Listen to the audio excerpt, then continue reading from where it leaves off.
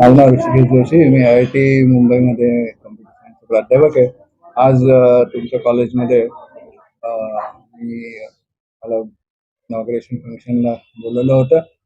हे कॉन्फरन्स आहे ही recent advances in computer engineering यावर ही कॉन्फरन्स आहे आणि याचं हे प्रोसिडिंग्स कॉलेजने ऑर्गनायझिंग कमिटीने काढलेलं आहे आणि अतिशय सुंदर असे अनेक वेगवेगळे विषय याच्यामध्ये आलेले आहेत आणि AI चा यूज वेगवेगळ्या क्षेत्रात कसा करू शकतो हे आपल्याला या कॉन्फरन्स प्रोसिडिंगमधनं बघायला मिळेल आणि मला हे बघून आनंद वाटला की कॉलेजनी 12 वर्ष कॉन्फरन्स चालवली आहे आणि आता ते इंटरनॅशनल फोरममध्ये गेले. त्यामुळे त्यांना माझ्याकडून हार्दिक शुभेच्छा, अभिनंदन आणि या कॉन्फरन्समध्ये आलेल्या पार्टिसिपंट्सला त्यांनी अपॉर्च्युनिटी उपलब्ध करून दिली आणि असंच त्यांची उत्तरोत्तर प्रगती हो. येणाऱ्या पार्टिसिपंट्सना एकमेकांबरोबर बोलण्याची संधी मिळो, एकमेकांचं ज्ञान शेअर करण्याची तर तुम्ही संधी मिळो. खूप अनुभवी प्राध्यापक आहात या क्षेत्रामध्ये, कम्प्युटर सायन्स क्षेत्रामध्ये. काय ट्रेंड भारतामध्ये चालू आहे टेक्नॉलॉजी? कारण आता टेक्नॉलॉजी क्लाउड प्लस AI असं हायब्रिड टेक्नॉलॉजीवर पण सध्या काम चालू आहे जगामध्ये. आणि भारतात काय ट्रेंड चालू आहे आणि भारताची काय परिस्थिती? अतिशय उत्तम प्रश्न आहे, खूप मोठा प्रश्न आहे, त्यामुळे त्याला 1-2 वाक्यात उत्तर देणं तसं कठीणच आहे.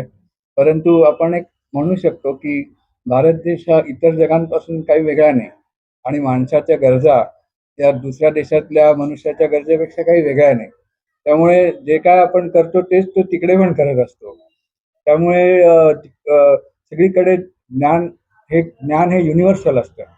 1+1=2 हे जसं अमेरिकेत खरं आहे तसं ते भारतातही खरं आहे आणि मनुष्याला प्रेम हवं असतं हे जसं अमेरिकेत खरं आहे तसं ते भारतातही खरं आहे.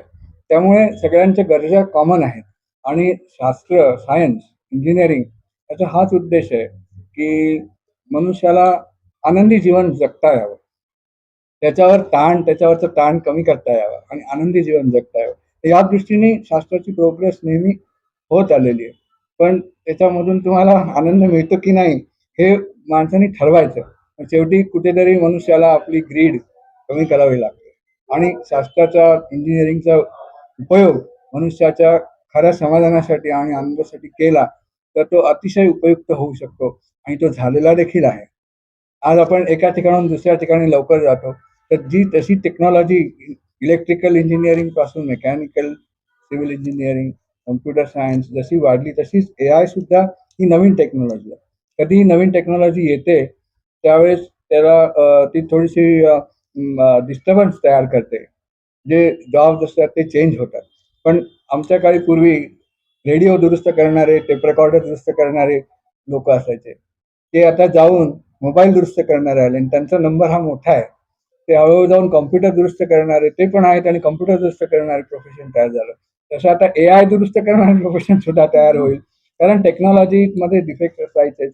कुठलीही टेक्नॉलॉजी युजफुल असते. ती एक यूज करणे आणि त्याच्या प्रॉब्लेमला हँडल करणे असे वेगवेगळ्या प्रकारचे आपल्याला प्रोफेशन मिळतात. त्यामुळे जे काय ज्ञान जगात आहे तेच भारतात आहे, ज्या काय गरजा जगात आहेत त्या भारतात आहेत आणि त्याचा फायदा सगळ्यांनाच होणार आहे. तर देशासाठी तुम्ही कसे खूप मुलांचं भवितव्य तुम्ही बनवता. आजच्या ह्या कॉन्फरन्समध्ये तुम्हाला मुलांमध्ये काय एनर्जी आजच्या कॉन्फरन्समध्ये आता ही कॉन्फरन्स जी तुमची होणार आहे हा आपला इनॉग्रेशन सेशन झाला. त्याच्यामध्ये मला बघून आनंद झाला की सगळेजण शेवटपर्यंत पहिल्यापासून शेवटपर्यंत होते. सगळी भाषणं ऐकत होते. त्या भाषणामध्ये सांगितल्या जाणाऱ्या गोष्टी ऐकत होते. त्यात सांगितले जाणारे विचार ऐकत होते. तर तो एक अटेंटिव्हनेस जो आहे तो मला दिसला. त्यामुळे तो अटेंटिव्हनेस ही सगळ्यात मोठी गोष्ट. लक्ष जर लक्ष विद्यार्थ्यांनी दिलं तर त्याला सगळं लक्षात येतं. लक्षच नाही दिलं तर लक्षातच येणार नाही. त्यामुळे ते लक्ष जे दिसलं ते पहिली गोष्ट. तर त्याच्यामुळे मला वाटतं की याचं भविष्य. Thank you.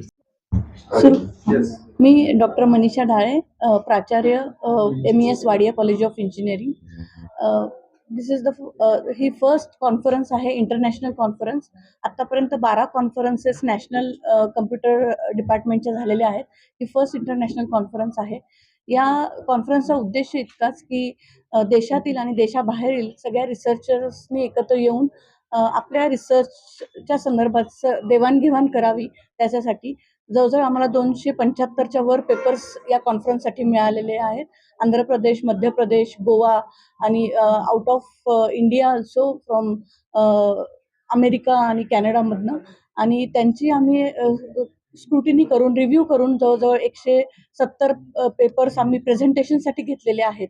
आणि या कॉन्फरन्समध्ये आज IIT मधनं प्रोफेसर जोशी होते आणि आम्ही त्यांच्याबरोबर कोलॅबरेशन केलेलं आहे ह्याच्या पब्लिकेशनसाठी.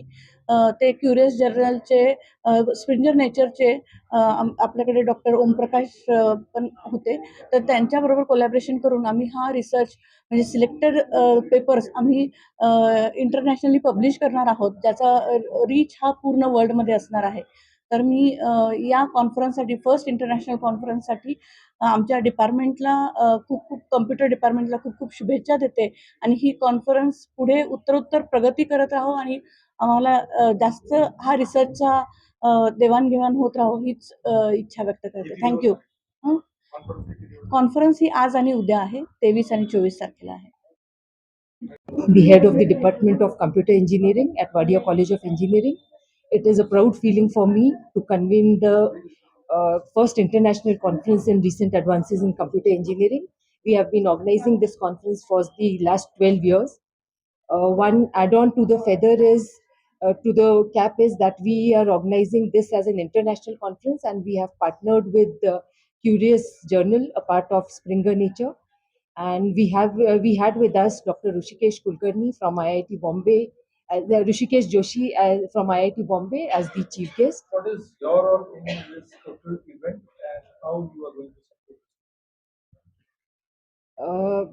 I wanted to give the students an opportunity at the international forum, and hence we have reviewers from all over the world who have reviewed multiple papers, and this has enhanced the quality of the publications of our students and the researchers from the various states of Maharashtra, various states of India, and from across the globe.